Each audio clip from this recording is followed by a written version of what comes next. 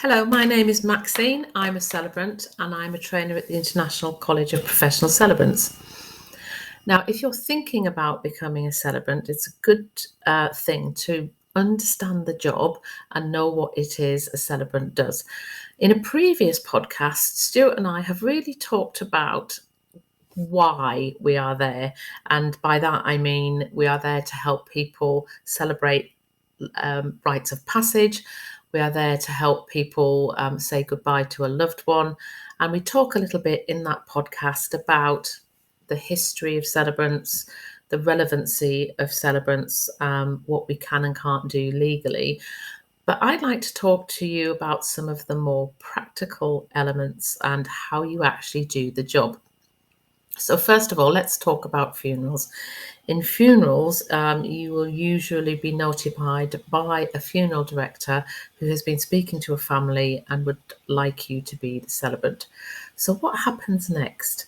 Well, first of all, you've got to check that you've got time to do it, not just time to do the actual service itself, but time to see the family and time to write the service. So you kind of got to be pretty organised in order to do that. So you do have to make time to go and see the family. When you go and see families, sometimes it can be, even though it's a funeral service, an absolute joy because you are celebrating the life of somebody who had a long and happy life and was well loved. And other times it can be a bit more challenging because it might have been a more difficult death. And you might find that members of the family are not getting on and they can't decide what it is that they want. So that's definitely something to think about. But what are you delivering to them? You are delivering a funeral service, and you do that by writing the service and having them approve the service that you have written for them.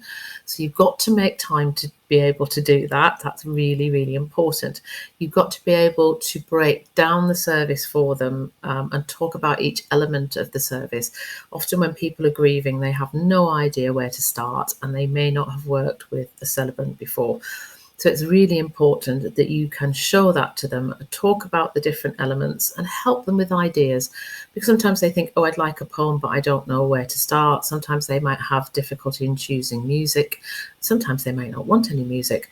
But it's really being able to get to know them and getting to know the person that they're saying goodbye to make sure that the service is fitting and respectful for the deceased and for the family. So you may have to write a eulogy. So you're going to need some writing skills for that. Sometimes they might write the eulogy and you might need to read it for them. Or sometimes they might read it themselves. But they are going to need a lot of help. So you've got to be patient, well organised and pretty knowledgeable. It also means if they're having a written sort of printed, I beg your pardon, order of service, you need to be able to make sure that you get that information from them in time to give it to the funeral director to get the order of service printed. So it means that you've got to have constant dialogue with the funeral director right up until the day of the funeral. You can't just rock up on the day. So they are some of the things to think about. It's the same thing with a wedding. Quite often I'll ask the couple, have you thought about what you would like in your ceremony? And I am presented with a period of silence because really people haven't thought about it. They know that they want a celebrant because celebrants can give them a tailored, bespoke ceremony.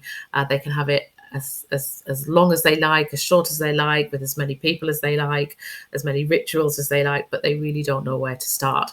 So again, being knowledgeable is really important, having a good bank and database of options for couples, getting to know them so that you can suggest the right options with them. So you've got quite a long relationship with couples for weddings because typically they are booked 8 to 10 months in advance. So it's having the skills to get the information from them. It's having the tools to be able to do that. And that is something that we will teach you when you come on training at the International College of Professional Celebrants up in the glorious Yorkshire countryside. So there are lots and lots of practical aspects. At the end of the day, before you get up on your feet and deliver the service or the ceremony, you are delivering to your family or your couple or people who are going to have a baby naming or renewal of vows, a full end-to-end script so they know exactly what is going to happen on the day. and that is what you're delivering. And then following that, on the day, you will get up and do that, and you will do that with all of the empathy and the communication and the poise and the understanding that a celebrant needs. And we have lots of other videos that talk about different elements of celebrancy, but I wanted to give you an idea of the real sort of what is it that I need to do part of the role. And if you have any questions, do get in contact or watch some of our other videos, and thank you for watching.